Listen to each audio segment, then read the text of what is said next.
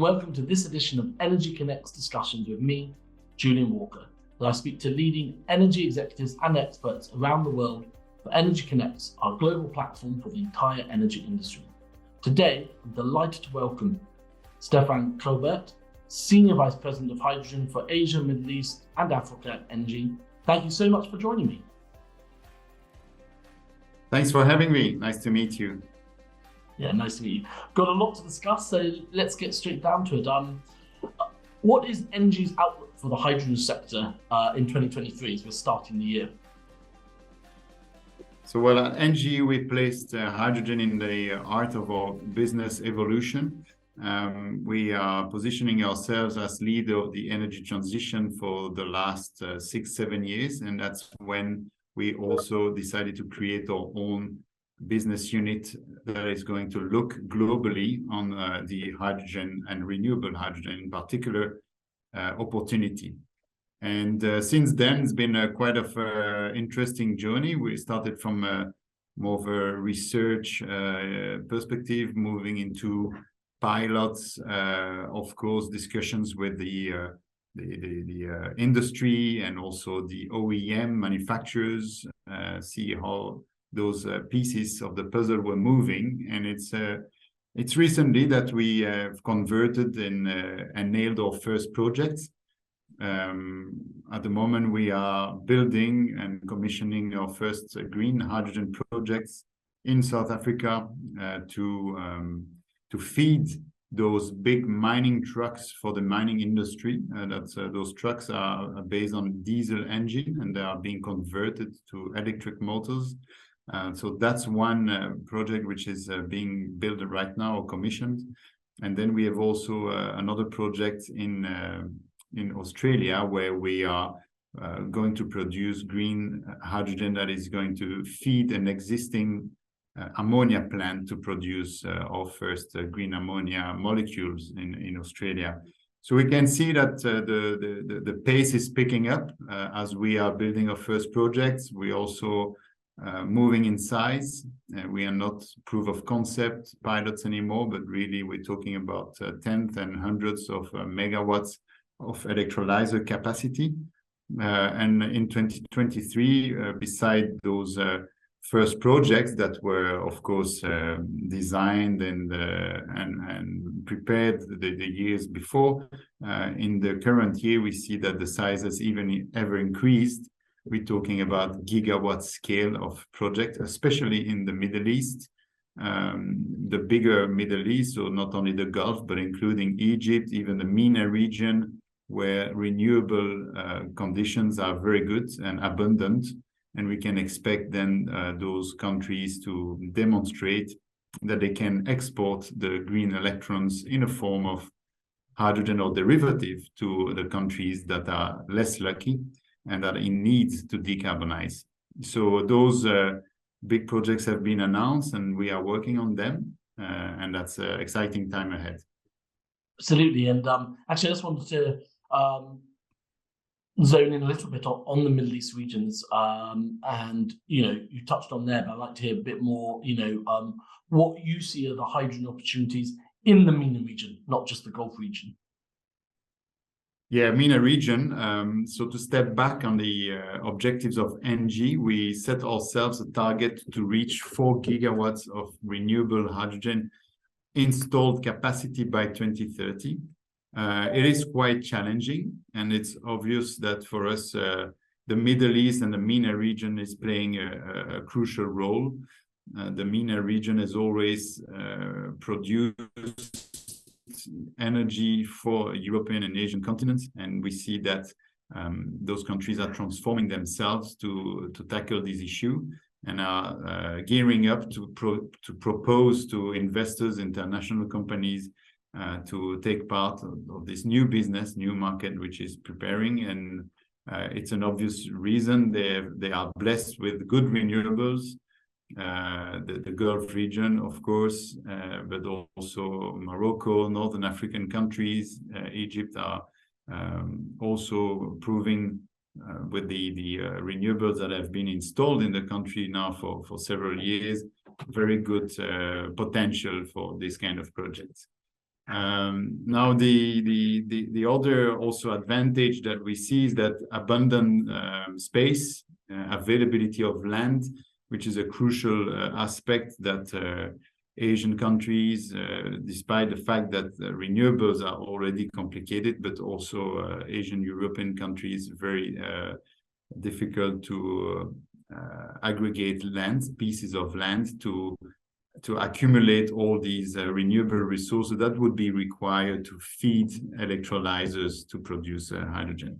And beside that, a third element, which is very important, is the will and the push from government to make it happen. And we can see that in some of those countries, there's a strong will, a strong push to take part of this economy. The UAE has proven that strong interest with the ambition to tackle 25% of the global market, which is quite impressive. Of course, not only from the Emirates, but globally take part to this new market. And we can see that they are accelerating and unlocking what could be seen in some other region as impossible to unlock at this time. So policies, regulations are being put in place, framework to attract foreign investors and international companies to take part of this opportunity. So many advantages that the MENA region is proposing, and we can see that most of those gigascale projects are falling into this region for those reasons, and there's a lot of interest from the international community to take part to it. Great to hear, and yeah, that's really interesting. Obviously, we can see that based here in Dubai as well. I wanted to just get your viewpoint on what you see some of the challenges facing companies looking at the growing hydrogen industry. I think you touched on a few there about land, but I'd like to get your viewpoints of what you've seen at ENGIE and maybe how you can overcome them. Yes, so I was mentioning a couple of advantages that the region can show today. But of course, this is also related to hurdles that we need to tackle. And as we are developing or pre-developing projects, we see them, on a daily basis. It is still a very nascent market. One of the big question mark that everybody has is it's good and fine to produce those new fuels and new molecules, but who is going to buy it and at what price? So this is a new market we are venturing in. The needs are quite different. If you look at Europe, there's a strong need to decarbonize. If you look at Asia as well, for some other potential off-taking countries or companies, the need could be completely different, could be purely commercial or replacement of an existing tool to reduce CO2 emissions, for example, and that comes at a cost. So when you go to the nitty-gritty of those kind of projects, you realize that it is not yet comparable to fossil fuel, hydrogen and fuels. So there is still a premium that has to be accepted. Now, is this going to be reflected to the end user? If it is the case, yes, why not? But when it is to reduce CO2 emission from, for example, how to abate industry, this has direct impact on the cost of production. So the commercial aspects are still very important and difficult to tackle. And related to that, to find off-takers willing to off-take those molecules is not so easy at the moment. Now, why this is still costly, even though we see the trend is clearly going down, as it is the case for renewables, and it was for the last 10 years, we can expect that because of the major component, the parameter to produce hydrogen is electricity, we can naturally imagine that the price should go down because of cost of electricity of renewables. And more developments of renewables are happening at the moment. So we can hope that we will have enough capacity as well to supply all these future projects. On the other hand, the second big element in the realization of those projects is the cost of the equipment, as simple as that. And that is where also we see some challenges on the supply chain, because there's only a few manufacturers that can produce those electrolyzers, those fuel cells, and other components, storage of hydrogen and the likes, that are still that are yet to industrialize their tool to bring scale and to increase capacity. So we see those big projects, you know, big announcements in Egypt around COP27, for example. It was quite impressive to see so many gigawatts announced. But actually, the reality is, how are we going to be able to produce those electrolyzers, for example, at scale, to supply all those projects? So not an easy one. We are monitoring, we are working together with those manufacturers. The reality is that, yes, it still needs to grow and grow fast. And then finally, once you have installed your equipment, you still have to operate and maintain. This is quite new as well. So we are discovering, as we are building new projects, how this is going to happen. And it's also a learning curve that has to grow. And the support from the manufacturers during the lifetime of those new assets is still it's still unknown. It's going to be a learning journey.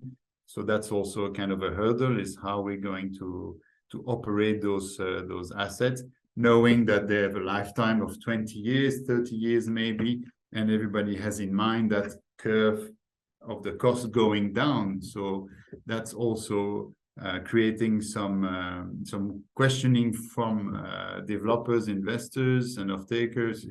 Is it the right time for us to invest in this? Because we understand the curve is going down. So should we wait another 5 years or 10 years to see improvements? But that's like it is for any new technology. You have those first mover advantage, early adopters, as you know. And at ENGIE, we decided to be part of those. Yeah, these are in a nutshell a few of those challenges that we see every day, without talking about financing of those projects, because nobody knows how they will behave over time. So that requires a little bit of extra motivation, you know, and commitment from all parties to make it happen. Really interesting to hear, Stephen, and as you said, you know, as an early adopter, but to see these kind of challenges, which I've not heard on all of those elements there. But I just want to go back to, obviously, hydrogen itself. It is going to play a key part in the future of renewable energy, in your viewpoint. Oh yeah, definitely. So we see the market is changing, and at quite a good pace. We have this you know, this ambition to remain under those 1.5 degrees, but the timeline that we set for ourselves to reach that is fast decreasing. So we have to accelerate. We have to take more commitments, take decisions. And we see many things moving at the same time. And one of the big element which remains there is the industry, the hard to abate emissions industries, such as the steel manufacturing, cement, the transportation industry. And that's where hydrogen can play a very crucial role. We cannot electrify everything, and we cannot hope that we will electrify every process of the world and get the electricity from renewable sources. And so we still need to use a form of fuel, you know, to burn things, to heat things. And that's where we believe that hydrogen could be a key component, but also all the derivative, because once you have created your molecule of H2 hydrogen, you can recombine it with CO2 that you would have captured from other sources, whether it would be biogenic from waste to energy, for example, from a waste plant, or it could be also to some extent from the industry itself. You can recombine it with the hydrogen molecule and then create a synthetic fuel that could be directly reused in existing engine, and that's where it makes a significant difference, because you can use the same tool without replacing all your existing assets. So that's where we believe that hydrogen as a key component, but all the derivative that will come out of it will play a drastic role. And just to name one, you can transform your hydrogen and convert it into ammonia, which is a molecule which is very, very well known for decades and traded, used for fertilizer, for refinery.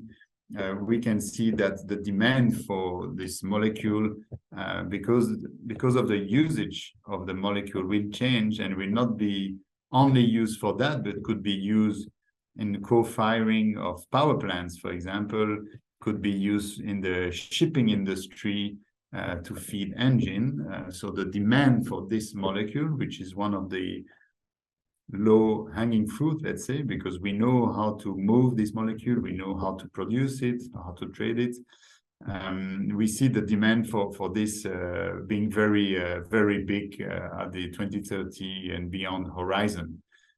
So just based on the future demand, we see that hydrogen will play a huge role in the decarbonization of industry, of some sectors, and also reduce CO2 emission as such. Well, that's really good to hear, Stephen, and I think that sounds like busy times ahead for you and your division. And obviously, as you mentioned earlier, moving off from pilot to actual production. So I just want to end on that. I mean, what's ENGIE doing around green hydrogen production, and are there specific projects you're looking to come online in the next couple of years? So at the moment, we, as I mentioned, we have the ambition to have installed capacity of 4 gigawatts by 2030. So that requires a huge amount of effort. As we know, we have also milestones by 2025, and we hope that by then we would be operating around 500 megawatts of installed hydrogen capacity. In the UAE, to be more specific, that's where we sign a strategic alliance with Mazda, who has been now nominated as the local or national champion for development of renewables and green hydrogen. And we set ourselves the target to co-develop 2 gigawatts by 2030. And we are working on those targets as we speak. And we hope to deliver first project in the first half of 2026 that is going to be completed and built by then. That's just to speak about the region, but as we are covering from the Dubai office, a very large geographical footprint, we already, as I mentioned, building projects in Australia and South Africa and investigating some other countries as well. Well, that's really great to hear all the updates, and as I said, busy times ahead, which is good. I appreciate you making the time to speak to me and sharing some of your insights into the hydrogen industry, ENGIE's involvement, and also where you see the future going, and the projects you're working on, and the opportunities in the region. Great to hear. Thank you. Thank you so much. Thanks everyone for watching, and I look forward to bringing you more engaging discussions soon.